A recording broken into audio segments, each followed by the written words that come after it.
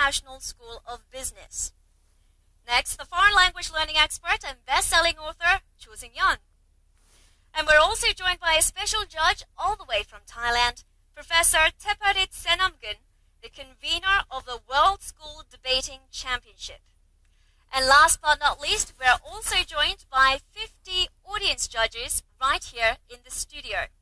They're the students from Bichuhol Foreign Language High School. Hello and welcome to the show. Welcome. Now, our audience judges, they will provide continuous feedback throughout the show in the form of green lights. When they feel convinced by the speaker, at any time during the debate, after the 1 minute mark, they will show their support by turning the lights on. But they can retract that support by turning the lights back off. The number of green lights at the end of each speech will be taken into account in the final results, so please make your decision carefully. Alright, without further ado, let's check out today's motion for the debate.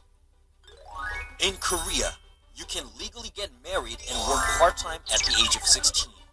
However, the voting age remains at 19.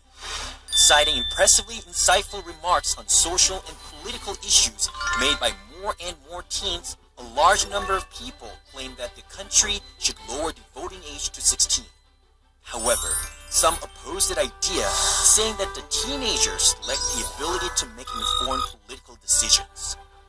The right to vote is a fundamental human right. Should this right be extended to 16 years old? This House would lower the voting age to 16.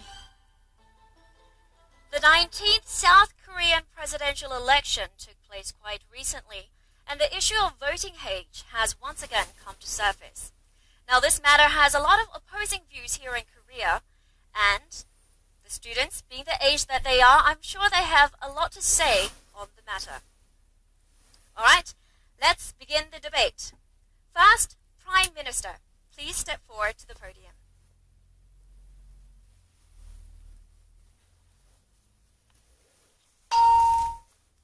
Ladies and gentlemen, we the government strongly insist that the voting age of this country should be lowered to 16 from 19. I am the Prime Minister in charge, and there are two major reasons for it. First of all, voting age of most countries around the world is lower than Korea. It is estimated that more than 90% of all nations on this globe have voting age below 19, which includes 16 countries that allowed 16 age students should vote. It is also the fact that many organizations in many nations are briskly moving to lower the age to 16. And the list of nations include Austria, Sweden, the United Kingdom, the United States, Canada, Norway, and so on. It's a regretful thing that only 32 countries have voting age higher than Korea, while the rest... yes. So is the Prime Minister saying that just because a lot of countries are having a lower voting age than Korea, Korea should also lower the voting age? It's not always going to be that way, but most countries, 90%, more than 90% of countries are following this rule. So it means that many people agree to the rule that the student about the age of 16 or 18 should be allowed to vote. So I think, this world is all about democracy, so many people agree to it, so I think it's quite legitimate. Yes, sir. You have mentioned that because many countries are having the voting age above 19, we should also not lower the voting age. But isn't all the countries' situation different and cultural aspect different? So you shouldn't generalize the countries to be the same. Well, it is quite true that some situations in many countries differs from side to side, but we have to know that even though some cultural aspects are different, they are in this globe. It's a world of globalization, so many factors are same at the same time.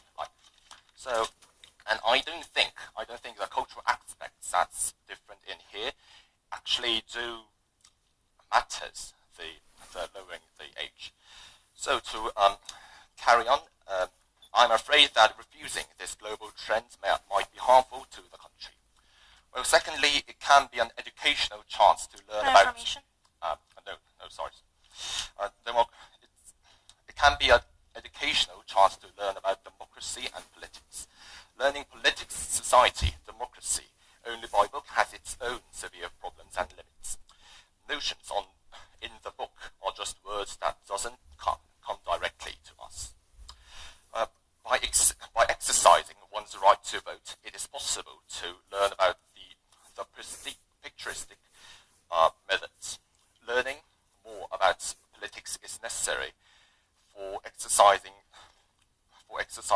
the right, so it is clear that lowering the age will be educational. Yes, sir.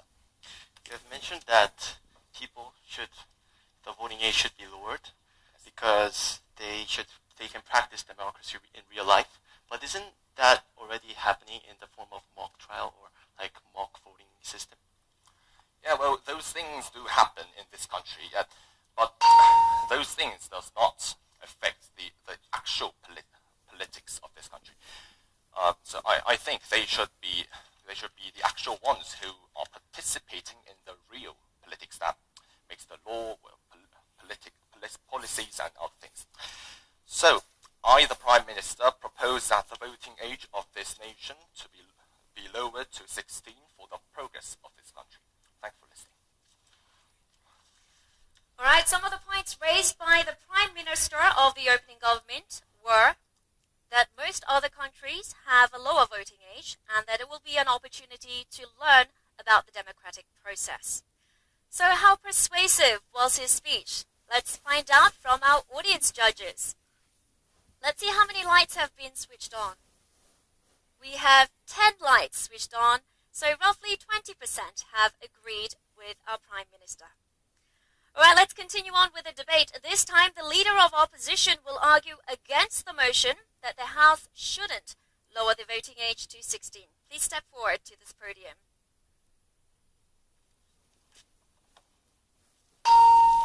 Thank you. Ladies and gentlemen, this is the opposition leader, and I would like to first tackle some issues brought by the government.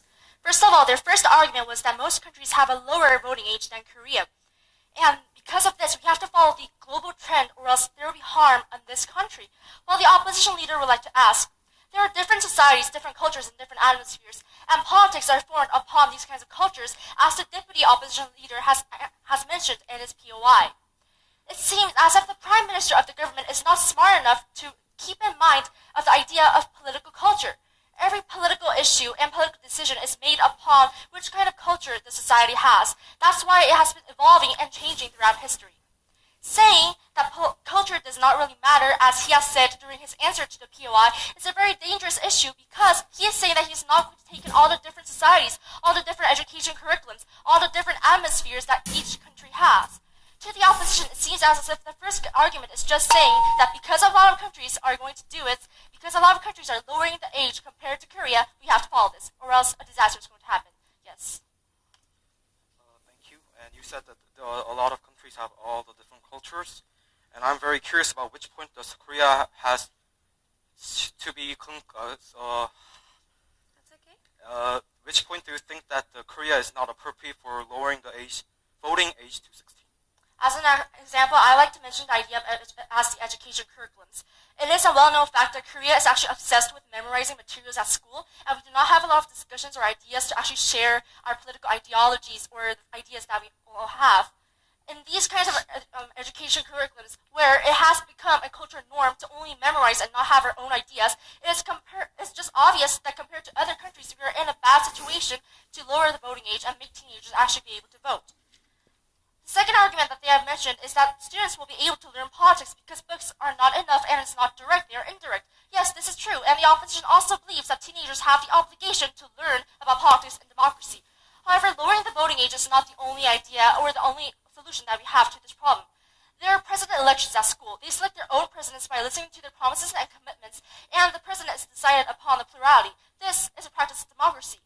There are student organizations where they practice democracy. This is a form of democracy. And the recent presidential election, there was an election only open to students where we see which political candidate or suited for a president. And in this kind of system, teenagers were, although they were not able to directly affect the results, they were actually able to share their ideas and actually have a practicing of voting and practicing the democratic ideas. Therefore, it seems very illogical to lower the voting age just because to give a chance for students to learn what they're learning in the books. And now, moving on to our arguments. We have come up with 4 arguments, but I would like to introduce 2 contentions. The first is that the society itself is already providing the background that students and teenagers are non-capable and are immature to participate in political ideas and decision-making and votings. Juvenile crime systems.